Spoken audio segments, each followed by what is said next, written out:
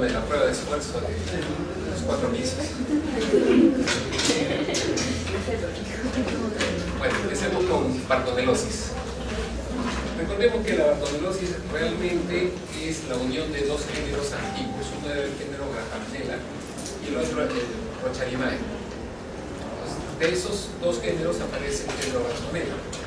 Recordemos que esta enfermedad pertenece a la familia de las bartoneláceas y el género es Bartonella. Veamos el agente. Hay 21 bartonelas, pero solo 8 son patógenas.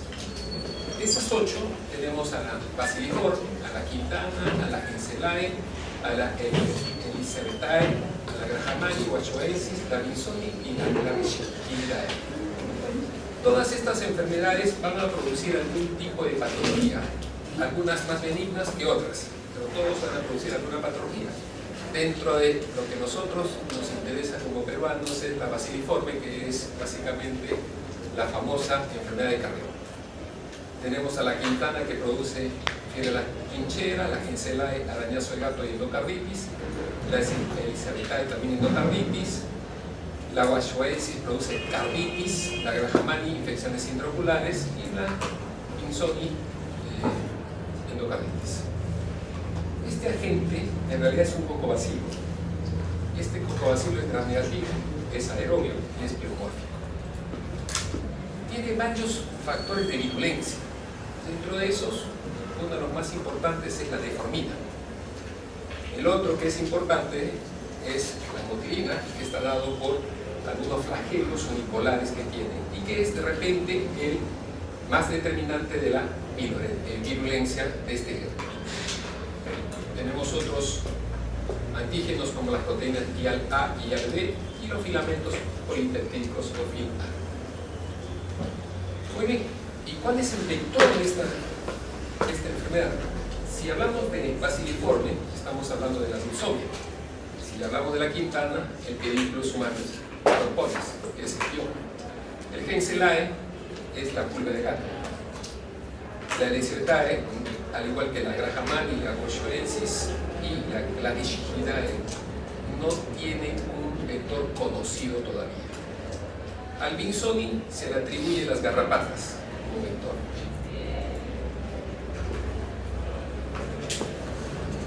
En cuanto a la leucemia, ya sabemos que las hembras son las culpables, siempre echando la culpa a las hembras. ¿Por qué? Porque estas son hematófagas, tienen alimentación nocturna básicamente, o sea que las picaduras van a ser más de noche. El rango de vuelo es corto, lo cual significa que este mosquito no va a ir muy lejos una vez que ha picado. Tiene que estar cerca a su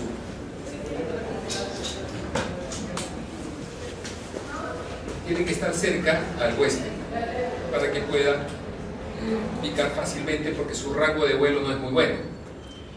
Tenemos dos vectores que son importantes, la Leucemia verrucanum y la peruensis. En el país tienen diferentes nombres, en algunas zonas la conocen como titira, otras como manta blanca, otras como plumilla o angelillo, debido a que tiene algunas pilosidades en la parte del tórax. Se ha descrito a la Pintomia verrucanum como el vector silvestre. Esta es quizás el vector que va a mantener la enfermedad dentro del país, pero en realidad no se ha podido demostrar la presencia de bartonelas, pero se cree que este es el vector que mantiene la enfermedad endémica en el país.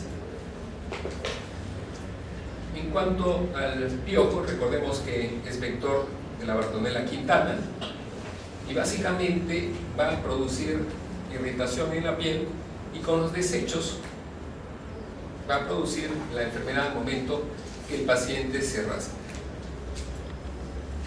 La pulga también es otro vector que ya hemos mencionado y que básicamente es un vector accidental, porque esta es la pulga de gato, la que va a estar en contacto con el huésped y la que va a producir la transmisión de la enfermedad.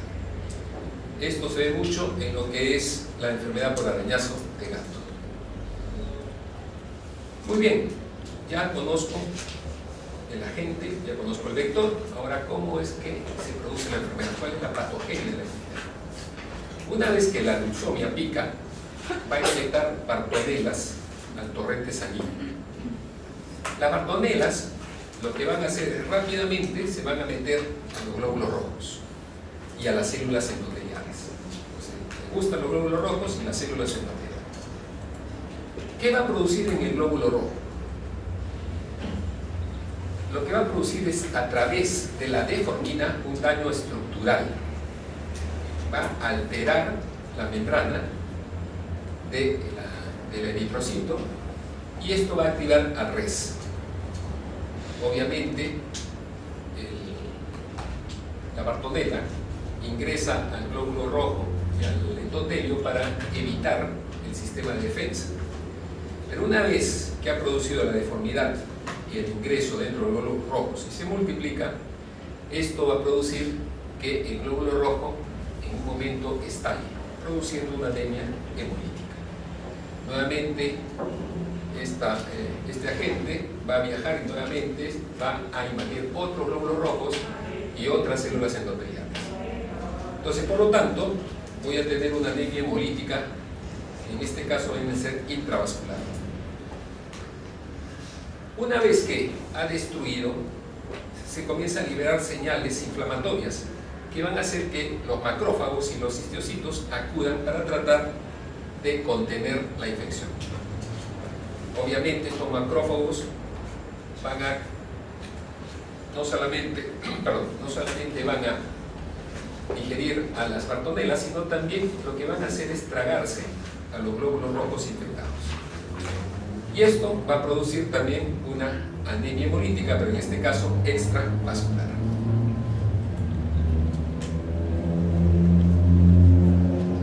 Ahora, dentro de lo que estamos hablando, la bartonela, hemos dicho que uno de sus mecanismos de defensa es ingresar dentro del glóbulo rojo, pero también hemos visto que los macrófagos comienzan a englobar todos los glóbulos rojos con bartonelas. ¿Qué va a pasar dentro de este macrófago? Dentro de este macrófago se va a enviar unas señales que van a producir que no haya una adecuada función y destrucción de estos glóbulos rojos. Si bien va a haber una anemia hemolítica extravascular, esta no va a ser muy efectiva. Además, la bartonela lo que va a producir es una disminución del sistema inmunológico celular y humoral. Desde el punto de vista celular, lo que va a hacer es una disminución de los linfocitos CD4, va a haber una supresión temporal de la función del linfocito helper, pero va a haber un aumento del linfocito supresor, el CD8. Esto va a generar que la inmunidad mediada por células se va a activar, pero en forma ineficaz. Y se va a activar, ¿por qué? Porque esta enfermedad va a enviar señales para que el resto de células inflamatorias traten de destruir a las bartonelas, lo cual al final no va a ser efectivo. Y por ese motivo, al disminuir tanto el CD4 como los linfocitos helper, va a hacer que el paciente sea un inmunodeprimido, generando unas infecciones por otros gérmenes como la salmonela. Entonces va a haber una coinfección durante la bartonelosis. El género de las salmonelas están relacionadas con los no típicos. La segunda célula que era atacada por las bartonelas eran las células endoteliales. Aquí, ¿qué va a pasar? Una vez más, la deformina permite el ingreso de la bartonela al interior de las células endoteliales y mediante la activación de una proteína Rho, lo que va a hacer es reorganizar el citoesqueleto. ¿Para qué? Para formar nuevos capilares. Entonces va a haber una nueva formación de vasos sanguíneos, pero estos vasos sanguíneos son débiles, son mal estructurados, por lo tanto son vasos sanguíneos que pueden sangrar fácilmente o que pueden trombosarse fácilmente.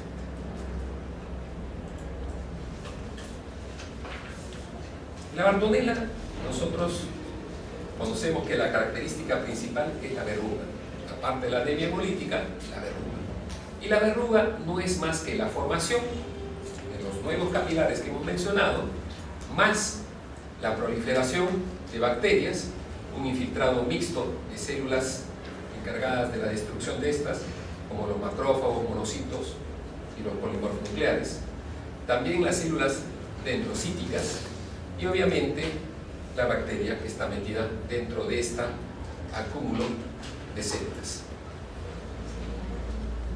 Entonces, eso es lo que nosotros conocemos como verruga. La sobreinfección, ya lo hemos mencionado, es de la familia tífica, perdón, no tífica, de las salmonelas. Tenemos la Salmonella typhimurium, la Dublin, Anatum, Enteritidis, la Tifis y la Cholera suis. Muy bien. En el transcurso de los años hemos visto que la enfermedad ha tenido un aumento hasta más o menos en 2006, donde se han formado algunos nichos ecológicos. Desde 1995 hasta 2005 los números de casos iban en aumento, pero de 2006 hasta la fecha se han registrado algunos nichos ecológicos. Y estos nichos básicamente están en la zona de la Sierra Central, la Sierra Norte, donde Ancash, donde Apurímac, donde Cajamarca son los nichos más frecuentes en la actualidad. Y en la Sierra Sur básicamente es Cusco. ¿Cuál es la característica clínica de la bartonelosis? Ya hemos hablado que tengo una fase anémica, que puede ser hemolítica intravascular o extravascular. Esta fase anémica es la forma de presentación más grave. Es en esta fase donde se mueren los pacientes. La anemia puede tener un estadio de gravedad bastante importante. El periodo de incubación para que se produzca esta es de 2 meses. El rango va desde 10 días hasta 210 días. Los síntomas que pueden presentarse al inicio de la enfermedad son inespecíficos. Es decir, el paciente va a tener fiebre, va a tener malestar general, escalofríos, mialgias, artralgias, cefalea, náuseas y vómitos. Es decir, una serie de síntomas que no indican una etiología clara o evidente. Esta fase anémica es rápida, dura en realidad pocos días.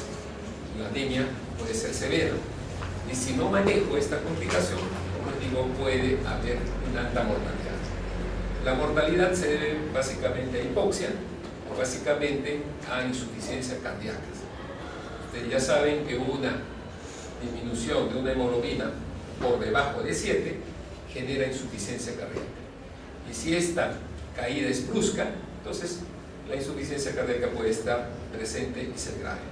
Y la hipoxia, debido a la destrucción de los glóbulos rojos, recordemos que los glóbulos rojos contienen un transportador que es la hemoglobina, y si no tengo suficiente cantidad, eso significa que no va a haber un aporte importante, produciéndose inicialmente una hipoxemia y luego una hipoxia.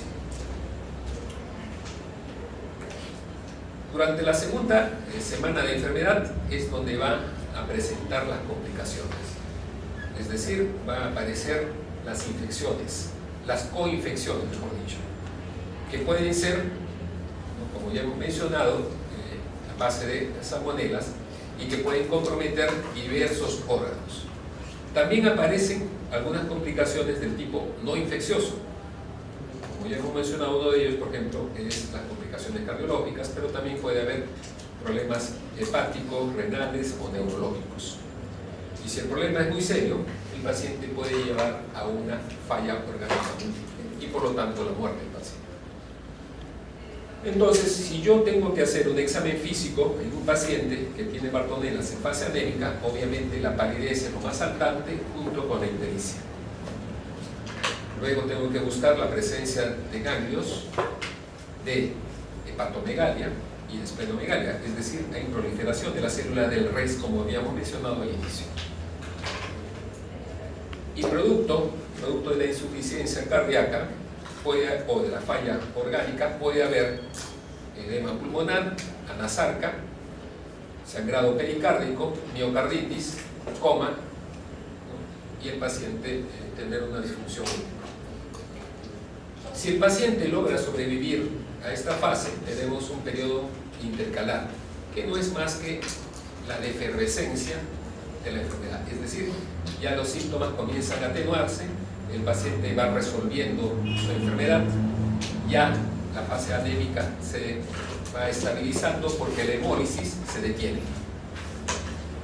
Desaparece la fiebre, los síntomas van disminuyendo y este periodo en realidad es un periodo relativamente corto porque dura de 1 a 3 semanas. Muy rara vez puede durar meses.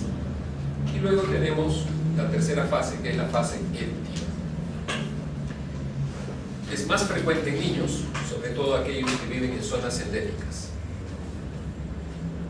La zona del Callejón de Huaylas, de Conchuco, generalmente presenta la fase anémica.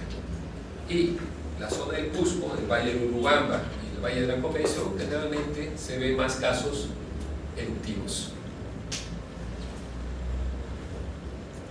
En la fase eruptiva, la característica clínica es que la enfermedad se va haciendo cada vez más benigna. Los síntomas van desapareciendo, el malestar general, la cefalea, ya el paciente no tiene fiebre sino febrículas, hay artralgias y mialgias que van poco a poco desapareciendo, pero empieza a aparecer las lesiones térmicas. Estas lesiones al inicio son máculas y después comienzan a proliferar y formar pápulas, que son de color rojo purpúrico o rojo violáceo, y debido a la mala formación de los nuevos vasos sanguíneos son fácilmente desangrables al roce. La forma verrucosa tiene 3 tipos: la miliar, la mular y la nodular o subcutánea. La miliar son verrugas pequeñitas, como dice su nombre, ¿no? Miden generalmente menos de 3 milímetros de diámetro. La mular generalmente mide 5 o más milímetros. Esta forma mular, generalmente las verrugas tienen un cuello, es decir, son sésiles, son móviles. Algunas de ellas son erosionadas y son muy sangrantes cuando se les toca o manipula. La forma nodular no es muchas veces visible, eso hay que palparlo, y al momento de palpar lo vamos a encontrar básicamente en las superficies extensoras del cuerpo, en los brazos, en las piernas, y generalmente son múltiples, rara vez pueden ser únicas. Acá tenemos una foto de un bebito con la forma biliar en la carita y en la nariz.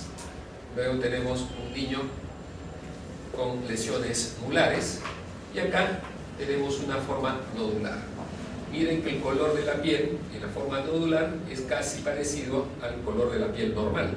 En este caso, la lesión nodular es tan grande que protruye hacia la superficie, pero no siempre es así. Por lo tanto, estos pacientes hay que palparlos para ver si hay nódulos que son más profundos. Esta fase, la fase verrucosa, puede desaparecer con o sin tratamiento. Si le doy tratamiento, desaparece en 30 días. Si no le doy tratamiento, va a desaparecer en 2 a 6 meses. Entonces, el tratamiento lo que hace es acelerar la desaparición de estas formas verrucosas. Independientemente de si es biliar, mular o nodular, esta no va a dejar cicatriz. Y esto es importante para hacer diagnóstico diferencial con otras enfermedades. Ahora, si una persona ha presentado bartonelosis, no va a conferir inmunidad permanente. Eso significa que el paciente puede volver a presentar otra vez bartonela si está sometido a esta bacteria en alguna zona endémica. Muy bien, ya conozco la parte de la clínica, ya conozco la fisiopatología.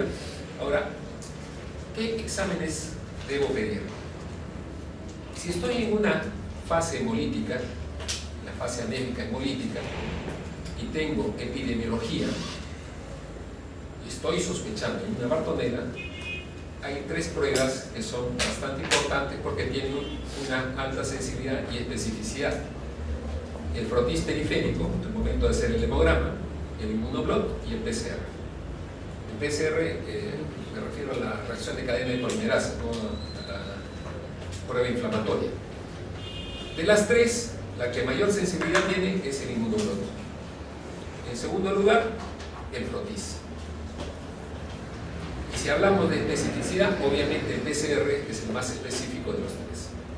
Obviamente esta prueba es cara, lo hacemos cuando tenemos bastante duda, pero generalmente con el frotis y el inmunoblot es suficiente para hacer el diagnóstico. Y si estoy en una fase eruptiva, ¿qué cosa debo pedir? Debo pedir el cultivo de la verruga, puedo pedir un inmunoblot o puedo hacer inmunofluorescencia. Los seguncultivos en realidad no son muy importantes porque solamente el 13% de los pacientes que tienen verruga tienen cultivos positivos. Entonces, los seguncultivos no sirven de mucho. Es mejor el cultivo de la verruga. Tiene una sensibilidad del 70% y la especificidad del 94%. Pero si le hago inmunofluorescencia, mi sensibilidad se eleva al 82% y la especificidad está alrededor del 92%. Como habíamos mencionado, en la fase anémica, el frotis, para ver, evidenciar la Bartonella, utiliza el colorante de Giemsa. ¿Y cómo es que voy a manejar a este paciente? Ya tengo el diagnóstico y qué cosa tengo que dar de tratamiento. Si el paciente es un niño o un adolescente menor de 14 años o una persona que tenga un peso menor de 45 kilos, el tratamiento de elección es amoxicilina más ácido clavulámico. En el caso que la enfermedad sea leve. Como alternativa podemos utilizar el ciprofloxacino, el clorfenicol o el cotrimoxazol. Pero si esta persona es una adolescente mayor de 14 años, una persona que tenga más de 45 kilos o un adulto, utilizamos la ciprofloxacina como tratamiento de elección y como alternativa el ácido clavulámico más amoxicilina, el cotrimoxazol o el clorfenicol. Si la paciente fuera una gestante, lo que utilizamos como tratamiento de elección es la amoxicilina con ácido clavulámico y como alternativas clorfenicol, cotrimoxazol y amoxicilina. Como ven, durante las formas leves el tratamiento es vía oral, pero si tengo una forma grave el tratamiento es endovenoso. Habíamos dicho que en el niño y adolescente menor de 14 años que pesa menos de 45 kilos, el tratamiento de elección en las formas leves era amoxicilina y ácido clavulámico. Generalmente a los niños no le damos ciprofloxacino por varios motivos. Pero en el caso de formas graves, no importa la razón y debe darse obligatoriamente ciprofloxacino asociado con ceftriaxona, bien venoso. No interesa si voy a tener problemas pulmonares, no interesa si voy a tener disminución del crecimiento, no interesa si voy a tener gastritis, lo que me interesa es sanar al paciente y evitar que se muera. Entonces para eso, ciprofloxacino más ceftriaxona. Como alternativas, ciprofloxacino más ceftazidima o ciprofloxacino más amikacina. En los adolescentes mayores de 14 años con más de 45 kilos y en los adultos, ciprofloxacino más ceftriaxona, al igual, pero la dosis mayor, de 400 miligramos cada 12 horas por 3 días y luego voy reduciendo a 200 miligramos cada 12 horas y luego 500 miligramos hasta completar 14 días. Como alternativa, ciprofloxacino más ceftazidima, ciprofloxacino más amikacina, al igual que en el caso de los niños, pero a mayores dosis. En las gestantes tengo que dar ceftriaxona más clorfenicol como droga de elección y como alternativa ceftazidima más amikacina.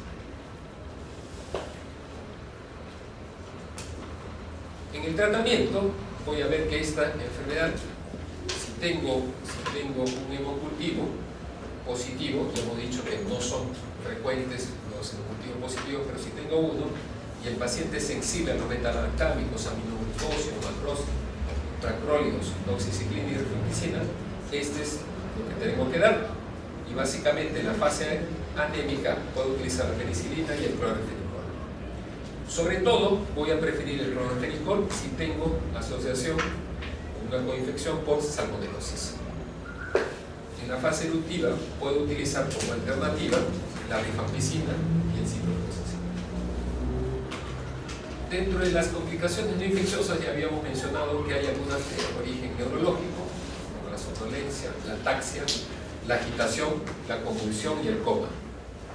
Puedo tener insuficiencia cardíaca congestivas, efusión pericárdica y mortalidad en 9.9 de pacientes.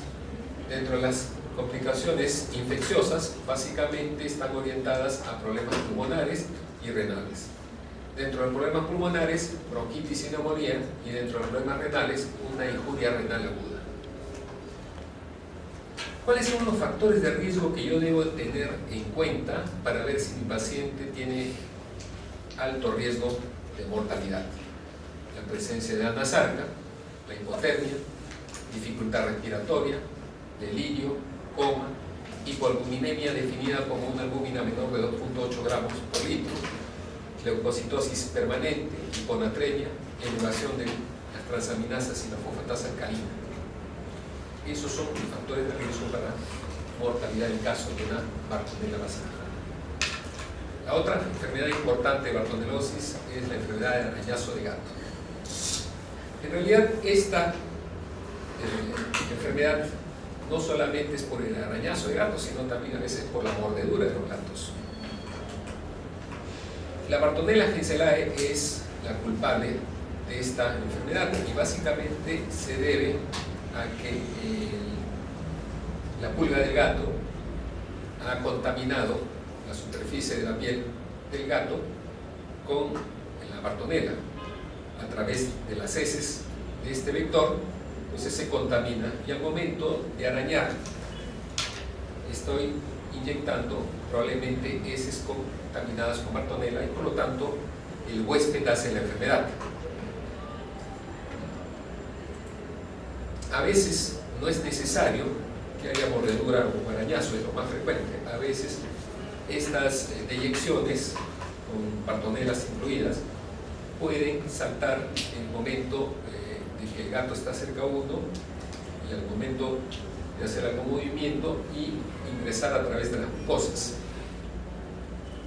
El periodo de incubación de esta enfermedad es de 7 a 12 días. A la primera hasta la cuarta semana lo que se hace es la evidencia de crecimiento ganglionar. El paciente se queja que comienza a salirle bultitos en alguna parte del cuerpo, generalmente son ganglios regionales, es decir, cerca de la zona donde ha habido la inoculación. A los 2 meses, estas enopatías comienzan a disminuir en forma progresiva y el paciente comienza a manifestar en algún momento de la enfermedad fiebre, malestar general, dolor de cabeza.